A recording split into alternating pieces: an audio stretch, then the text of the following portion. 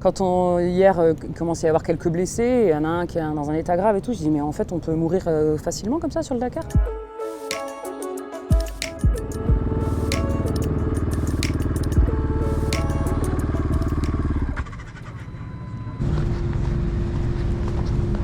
Salut. Salut, ça va? Comment ça s'est passé? Ça va, ça va, ça va. Voilà. Hein? Cette voiture là pour... Parfait, merci. Now, where are you from? I'm from India. Okay. Which part? Yeah, from Bangalore. I know Rajasthan. Ah, Rajasthan. Yeah, I've been there. Tu lui diras, regarde, même les quads on les met dans la benne, tu lui diras, regarde. J'ai plus qu'à remuer la queue et à aboyer. Let's go, brother.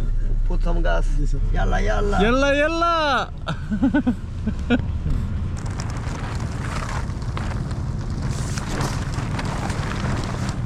Petite visite des stands. Il faut que je parle en français ou il faut que je parle en anglais? Je suis avec le fameux youtubeur Benjamin Mello. Et Conrad. Yeah, we're big fans of Benji Mello. Oh. Et il nous fait quoi le C'était quoi ta journée, il nous toi fait quoi le Benji? Moi aujourd'hui, Raconte-nous un petit peu ton Dakar jusque là. moi Tu j'ai peux dire des conneries. moi j'ai sucé la roue de Ruigon Galvez Tu suces toi. étape 2. Laisse tomber, il a plus de crampons. Ça je peux te le dire. Bouffé. Tout bouffé. Et puis bah du coup aujourd'hui j'ai payé quoi. Je suis parti, j'étais pas concentré, j'étais dans le canyon, à un moment donné c'était marqué cap 70, j'ai continué cap 130 pendant 2 bornes. Puis après je me suis dit c'est pas là. C'est pas là. Ouais. Du coup j'ai fait demi-tour, je suis C'est revenu. bien, tu nous as fait la bonne mauvaise trace pour tout le monde qui arrivait. Tout le monde y derrière. est allé hein. Ouais. Et vous êtes pas allé cap 70. Non, 85 non? C'est pas 85? Ça faisait 70 et 85A. Voilà, eh ben on n'a pas fait ça. Eh putain.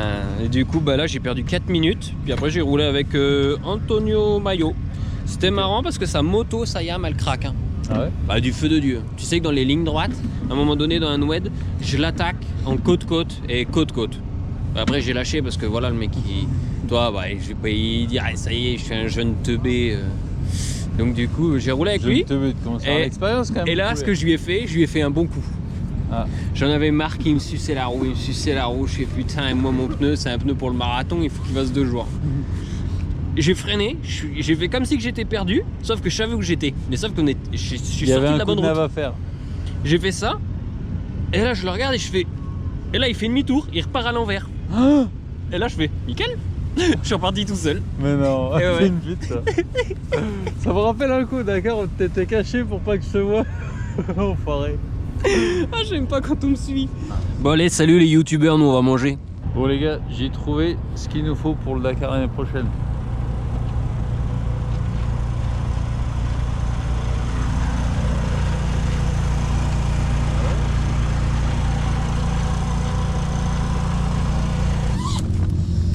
Hop, allez, préparer les affaires et au dodo. On va pas se mentir, il fait pas chaud. Je pense que demain matin, ça va piquer. Petite astuce, les sous-vêtements, je les mets en dessous. Ça va les garder au chaud. Et voilà. Demain, on a 200 bornes de liaison en partant, réveil 4h30 demain matin. Et voilà. Allez, bonne nuit.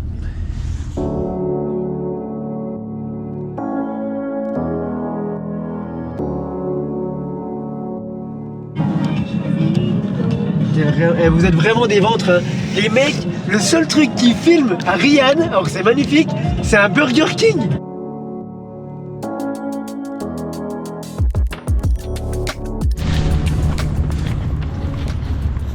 Il est 5h du mat. Je suis arrivé à 4h30. Au petit déj.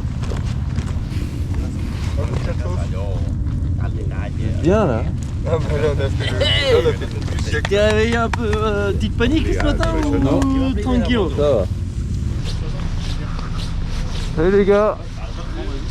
39.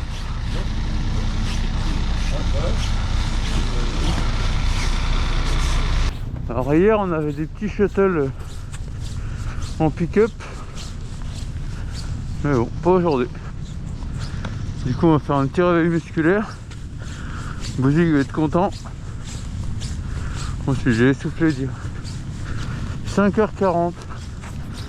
Départ dans 25 minutes. Et vous noterez que je me fais de moins en moins avoir avec mon camelback. J'ai pensé à le fermer hier soir. Pour le coup, je suis un petit peu en avance. Je vais aller voir, le copain Jean-Loup. Ça va? Ouais, on se réchauffe. Ouais. On se les meule au matin, c'est bien. C'est ça. Ça démarre pas. J'ai failli appeler Benji Melo, ma moto elle a voulu pas démarrer. Non. Ah, la batterie elle a pas eu le froid. Oh la coquine. Du coup j'ai mis un coup de démarreur, j'ai attendu que la batterie elle se réchauffe.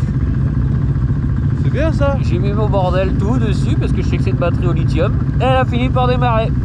Trop bien. C'est ça d'avoir une KT. Bon bah je vous fais des bisous à tous les followers. Allez, je vous embrasse. Allez, bonne journée.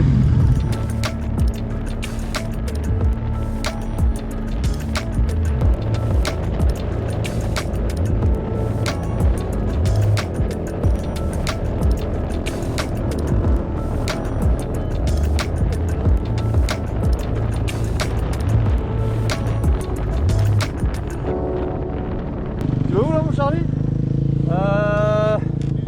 Je vais reconnaître l'étape et laisser une trace. Bon, on est au départ de la spéciale de 300 km. On s'est bien pelé ce matin, c'était bien long. Mais on est là. Et le copain Jérôme qui arrive. Mon copain il faisait froid ce matin, les zizi étaient dans la coquille. Hein. Allez, on va aller voir les copains. Ça, on peut faire? Ouais, la forme? Ouais, très bien. Ouais. Et faut qu'on fasse un petit mot parce qu'il y a beaucoup de messages pour toi. Ouais, c'est gentil.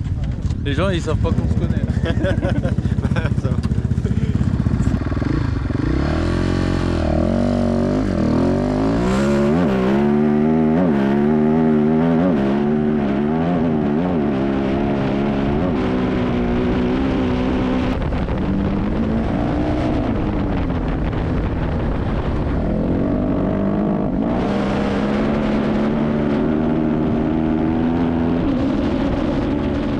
Putain, mais Renault aussi, il est 29. Je sais pas ce qu'ils font, mais. Ils se promènent, les mecs. JNS 32, Jérôme 38, Martini 39, Melo 40. Moore 42, Moore aussi, là, il était bien, je sais pas ce qu'il avait. Klein 45. Allez, Benji, pas de conneries. Je suis France Piron, journaliste pour la chaîne L'équipe et pour la première année, c'est l'équipe qui diffuse le Dakar. On a récupéré les droits, donc on est super excités, très stressés et fatigués. Mais c'est que le début. La première interrogation, c'est les bagages. Qu'est-ce qu'on prend? On nous dit attention, il fait chaud, hein. Ah, on prend un short. Attention, il fait froid, hein. Ah, on prend des chaussettes de ski. Attention, il pleut, hein. Ah, on prend des bottes. Donc en fait, on prend un sac énorme pour pouvoir réagir à temps. Et je parle du sac beaucoup parce que ça m'a beaucoup angoissé ce sac. J'ai mis un mois à faire mon sac. Et puis après, on sait tellement pas où on débarque qu'on se fait pas d'idée et on attend de débarquer. Je compte plus les jours, je sais même plus où on est, mais ça fait quelques jours maintenant, donc on commence un peu à prendre nos marques. Mais tous les jours, on change de bivouac, donc c'est compliqué. On s'adapte, on va dire. Le stress, c'est plusieurs choses. C'est au début, je sais pas trop ce qu'on attend de moi. On est deux équipes. Il y a Mylène d'Orange et Charlie Courant, son caméraman, qui eux sont toujours aux ASS, donc aux arrivées. Et moi et Charlie Fort, on est toujours au bivouac. Donc ça, on a bien compris qu'il y a une team qui fait un peu plus les résultats sportifs à chaud, et nous, un peu plus la vie du camp, les mags, les coulisses, etc. Mais une fois qu'on nous a dit ça, moi un bivouac, j'avais aucune idée que ça faisait 25 hectares. Pour moi, j'avais tout à portée de main. Non, je viens de comprendre qu'il fallait un quad, que pour aller d'Audi à ProDrive, ils étaient à l'opposé, que les mecs n'arrivent pas tous au même moment. Donc quand je me dis je vais faire mon tournage à midi, non, en fait il arrive à 18h, donc le coucher du soleil ça va pas, donc le timing pour envoyer nos images, il faut réfléchir à 100 000 trucs à la fois. Et ça prend du temps et de l'énergie, mais je te dis, on commence à trouver un petit peu nos marques. Moi, je suis incapable de te dire la biellette, le triangle, je sais même pas ce que c'est, et je vais poser des questions cons, donc je préfère que Mylène le fasse, elle sait très bien ce que c'est sa discipline. Moi, par contre, les coulisses, c'est ma cam. Quand je fais les 24 heures du Mans, quand je fais les trophées Andros, c'est pour ça qu'on m'envoie là-bas. C'est pour aller voir les poireaux, j'ai appris le nom, pour aller voir les différents corps de métier qui existent, les pros bien sûr, mais dans le sens décalé. Je vais aller manger la saucisse 6 avec Peter Hansel, je vais aller visiter le motorhome, c'est comme ça qu'on dit, le lieu de vie de Nasser Al-Attiyah. Welcome to my new house in Dakar. Bienvenue à ma nouvelle maison du Dakar. This section is can open. Ça peut s'ouvrir. First rule, shoes outside. La première chose, c'est déjà d'enlever ses chaussures avant de rentrer. This is the living room. This is the extra like bedroom. And also here we have the toilet. Yes, this very special toilet. Small gold inside. Alors ça, c'est la pièce principale avec ma chambre. We have the fridge. Yes, it's very important. The Red Bull with me. Ma cuisine avec mon frigo. All clothes for all the rally. Mon petit placard. Voilà, avec tout ce qu'il faut pour un voyage de 3 semaines. This is comfortable, you know. Very comfortable. C'est bien d'avoir ce regard novice, parce que peut-être que pour tous les spécialistes qui connaissent, ça va paraître un peu nul, ça va rien apporter, mais nous, notre public, faut pas oublier que c'est vraiment grand public et qu'on a besoin d'expliquer la base, quoi. Pas forcément ce que c'est qu'un jeune culasse, mais aussi comment on dort, comment on se douche, comment on mange. Moi, mon rôle, c'est vraiment montrer la vraie vie du bivouac et pas que la mécanique et le résultat du pilote. L'étendue du bivouac, je m'attendais pas à ça.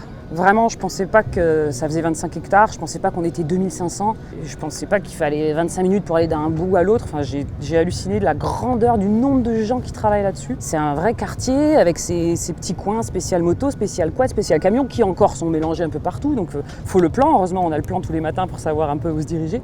Je découvre le Dakar, hein, donc ça aurait été en Argentine, au Chili, enfin c'est pas bien ce que je veux dire, ou en Afrique ça aurait été pareil. Moi j'en prends plein les yeux, mais on n'a pas le temps de visiter du pays, on est d'accord, on voit que des aéroports et des bivouacs.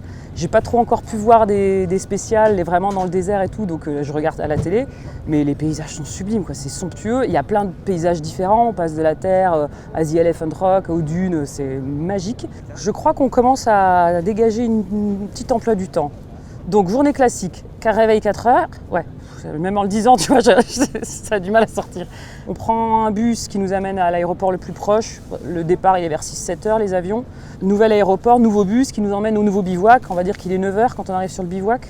Douche, petit-déj, on va dire qu'il est 10 heures quand on est prêt à bosser, mais en vrai à 10 heures il n'y a personne, donc on ne peut pas trop commencer à bosser, donc c'est là qu'on établit un peu le programme de la journée. Nous on est en live à heure française à l'équipe à midi, donc ça fait 14 heures ici. Donc tu vois, on a de 10h à 14h pour trouver des trucs sympas à filmer, à envoyer. Parfois, il y a déjà des teams qui sont là, comme ce matin, on va aller voir Honda, on a 2-3 mécanos avec qui on peut aller parler. Et une fois que le direct commence, c'est surtout les interviews aux arrivées qui sont priorisées, parce que c'est du show, c'est du direct. Et nous, on fait des petits plus. Tiens, l'infirmerie qui est en train de masser un mec. Tiens, le Alpha 4, tu sais, moi je connaissais pas ce que c'était, l'endroit où de l'arrivée du bivouac où il faut pointer, où on vous donne un petit sac de bouffe, où on vous note ce qui s'est passé. C'est des petits moments coulisses que les gens ne connaissent pas. Donc là, on essaie de faire vivre le direct de l'arrivée à notre façon sur le bivouac. Comment un mec qui a gagné l'étape se fait accueillir dans son team, les checks, les bravos, voilà, un peu plus le côté humain. Et une fois que notre direct est terminé, on enregistre des plateaux pour le grand résumé du soir. Donc là, c'est le moment où j'ai le droit de faire un peu plus coulisses, où je vais aller voir un mal moto, où je vais aller voir un camion, où je vais aller voir un classique pour avoir ce petit côté coulisses, quoi. Et le soir, on mange très tôt, à 6-7 heures, et au dodo à 8 heures parce qu'on est éclaté. Le principal objectif, c'était de redonner du sens sportif, du suspense de l'enjeu, parce que jusqu'à présent, moi j'ai pas trop regardé le Dakar, mais l'image qu'on en avait, c'est beau paysage, ou mec qui galère, mais à part Peter Hansel qui a gagné 14 fois, mais il y avait moins d'enjeux sportifs, on trouvait. En tout cas, que c'était soit très vite plié dès le début, soit on préférait regarder la gamelle d'un tel ou les réparations de l'autre. Enfin, on n'avait pas trop, moins on trouvait en tout cas cet enjeu sportif. Donc nous, notre but, ça a été de vraiment recentrer sur le suspense, le résultat, les quelques secondes d'écart. Et la chance qu'on a, c'est que l'hub, Megastar, pour nous, c'est du pain béni, quoi. Donc il faut qu'on mise tout sur l'hub. Est-ce qu'il va y arriver? La bataille avec Nasser et Mathieu Baumel, qui est français, qui était consultant l'équipe, donc c'est parfait pour nous encore. Accès très français, parce qu'on est une chaîne très tricolore, cocorico. Donc heureusement, on a Adrien Van Beveren en moto. Heureusement, on a Alexandre Giraud en quad. On a quand même des sacrés personnages. On a la chance de pouvoir avoir des bons Français, en plus, qui font des bons résultats. Ma première action, c'est mais qu'est-ce que c'est débile? C'est déjà assez compliqué comme ça, un Dakar. Eux, ils viennent avec leur trousse à out, quoi, pour essayer de caricaturer, et ils se débrouillent tout seuls. Donc je me suis dit, putain, mais eux, c'est vraiment les plus courageux, les plus fous, les plus J'avais plus d'adjectifs, quoi. Je me disais vraiment, eux, ils en ont, quoi. Ils ont très envie de le faire. Donc évidemment que ça va être pas la priorité, mais que ça va être l'un des moments coulisses. On peut pas les faire en longueur sur toute la durée du Dakar parce qu'on a aussi d'autres favoris et d'autres Français. Mais moi, j'ai très très envie d'aller voir qu'est-ce qu'il y a dans la malle, d'aller voir comment ils se débrouillent, puis faire l'aventure tout seul, quoi. Personne n'est tout seul, même les motards, ils ont leur team. Le quad, ils ont leur team. Les camions, ils sont à 3, les voitures, ils sont à 2. Là, ils veulent faire vraiment tout seul de A à Z. Je trouve qu'il faut un mental d'acier et j'ai très envie de découvrir ça, ouais. Moi, ça me fait beaucoup penser à la voile. Ce mélange d'amateurs et de pros, de Formule 1 des mers et de petits bateaux en bois tout pourris. Bon, qui est quand même censé faire un tour du monde, donc quand même assez quali. Mais ouais, le mélange des univers pro et amateurs aux extrêmes, quoi. De voir les mecs qui dorment dans une tente toute pourrie comme nous et à côté la maison de Nasser ou de Al Jazid, c'est hallucinant les écarts. Et pourtant, tout le monde mange à la même table, presque. Mais bon, on se croise, quoi. C'est une vraie famille. Cet aspect famille, là, il est vachement primordial et je trouve qu'en voile, on retrouve un peu ça, ouais. Ce qui change la donne, c'est qu'on est sur place, quoi. 24 heures du Mans, tout le monde peut être sur place. Trophée Andros, tout le monde peut être sur place. Course cycliste, tout le monde peut être sur place. Là, être au Dakar, au bout du monde, en Arabie Saoudite, vivre dans une tente, ça rapproche, quoi. On vit les mêmes choses qu'eux, entre guillemets. Donc je pense que déjà, le fait d'être sur place avec les pilotes, ça nous rapproche un peu. Le fait d'être l'équipe aussi, c'est un média proche des Français, quoi. Donc on est nouveaux, donc parfois ils nous aident aussi à mieux comprendre. On nous prend la main, on nous entraîne. Belle complicité, tout le monde se tutoie. C'est hyper cool, quoi. Il y a quelques teams où au début, on a senti qu'il fallait bien demander l'autorisation à l'attaché de presse, mais une fois qu'on a fait connaissance, tout passe, quoi.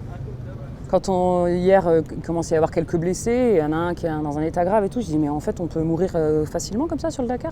Ah oui, mais il y en a eu 47 ou je sais pas, on a regardé du coup sur internet, et je m'attendais pas à ça, je pensais pas qu'on pouvait vraiment laisser sa peau. C'est très très risqué, je le découvre aussi, et le fait que les motards, pour ne citer que, s'arrêtent dès qu'il y a un accident, ça aussi je me suis dit mais... Ils réfléchissent avant de s'arrêter pour jouer la gagne ou vraiment Mais non, c'est instinctif, quoi. Tu sauves la peau de ton copain, donc c'est beau, ouais. Donc ne serait-ce que ça, montrer aussi pas que les mecs connus, les amateurs, qui se pètent, qui sont pris en charge, qui sont déçus parce qu'ils voulaient aller au bout et qu'au bout de la deuxième ou la première, c'est terminé. Donc déjà montrer que ça peut s'arrêter très très vite. Moi j'aimerais bien aller interviewer un pilote aussi sur un pilote qui s'est arrêté pour aller aider un autre. Parce que ça, peut-être qu'on s'en rend pas assez compte, quoi. Qu'est-ce qu'il pense à ce moment-là? Est-ce qu'il passe en mode héros, en mode sauvetage? Est-ce qu'il rassure? Est-ce qu'il console? Est-ce qu'il se dit bon, faudrait pas que ça perde trop de temps parce que je suis en train de perdre mon influx et qu'il faut que je reparte? Je connais pas ça, donc j'ai envie de rencontrer un pilote qui me le raconte. On s'est fait engueuler une fois parce qu'on a filmé un classique, je dirais pas qui parce que je veux pas avoir de problème, mais une voiture classique qui revenait de spécial, toutes les vitres pétées, plus de pare-brise.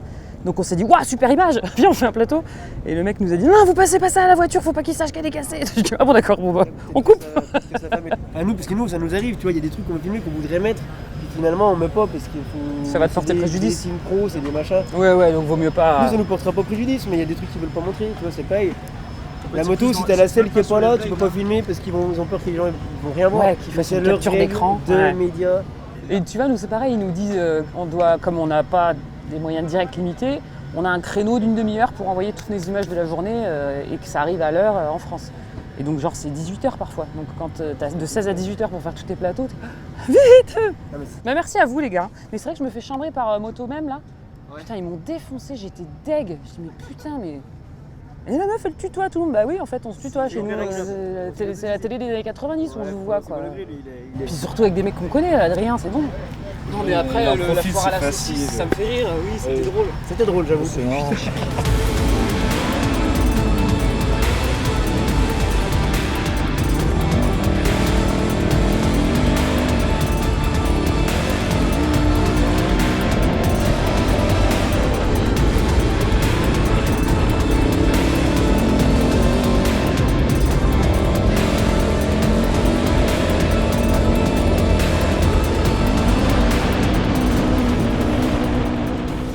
C'était une grosse journée, bien usante, avec de la navigation compliquée. J'ai fait des petites erreurs, mais apparemment moins que d'autres, donc ça a payé. J'étais bien concentré sur la nave et j'ai roulé quasi toute la journée avec Jérôme.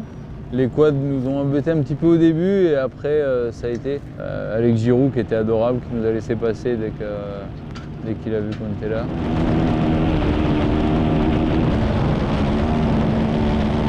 Je termine 31 de la journée, donc je suis content. C'était une belle étape, compliquée, et on ne peut pas trop se plaindre de la journée.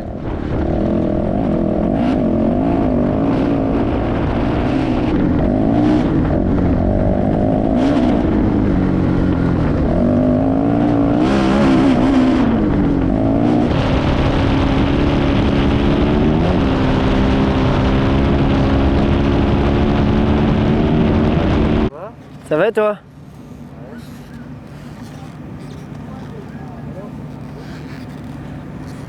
C'est long, hein. Bah ouais, apparemment. Ouais. Enfin, Mon tu me pauvre. diras, c'est toujours moins long que vous hier. Hein. Ouais, non, t'es fou, toi. T'as une demande d'autographe sur casquette pendant que t'es frais. Si, pour Lolo. Voilà, ouais, pour le comme tu veux. Parfait. Ouais, je pensais pas parce que putain, je me suis perdu kilomètre 60. 4 bornes, j'ai tourné en rond comme un connard. C'est un paquet, hein. Ouais. Tous les tops et tout. Et en fait, j'y ai senti arriver parce que je dis, on n'est pas en train de. Tu sais, c'était un cap oblique, j'ai pris la photo de la note. Une piste avec un cap oblique, machin. Et je dis, mais on revient pas sur le cap final, quoi. Et forcément, au moment où tu arrives sur une piste, là, je vois des traces partout. Putain, je dis merde. Et je regarde le dessin, ça ressemblait à ce que je voyais. Il y avait un espèce de. C'était un gros tas de sable sur, je sais pas, 1 ou 2 kilomètres là. Je vais à droite, je vais à gauche, je tourne en rond, je vois du monde qui arrive. J'avais doublé les quads enfin et bah, ils arrivent. Enfin bref, au bout d'un moment j'ai réfléchi avec ma tête et puis je me suis rendu compte qu'effectivement on n'était pas revenu sur le bon cap, du coup qu'on était trop à droite. Donc au lieu de chercher à droite comme un connard, fallait qu'il aille de l'autre côté. Et voilà. Puis après, ça a été pas trop mal. La nave était chaude. Hein. Et du coup, j'ai roulé pas mal avec Jérôme. Et du coup, après, il y avait vraiment beaucoup de naves, tu sais, plein de pistes qui se mélangeaient, des trucs où tu voyais rien. Et du coup, c'était intéressant. En navigation, c'était cool. J'ai les mains un peu huileuses. Donc là, tu viens d'arriver. Ouais. Normalement, le programme, c'est quoi? Normalement, là, ça allait manger. Et enfin me changer, manger, faire la mécanique et après je vais à la douche. Comment dit ton nom? Benjamin, Melo. Melo. Melo, ouais. Benji. Benji Melo. Benji Melo. Non, C'est ça. Melo. Melo.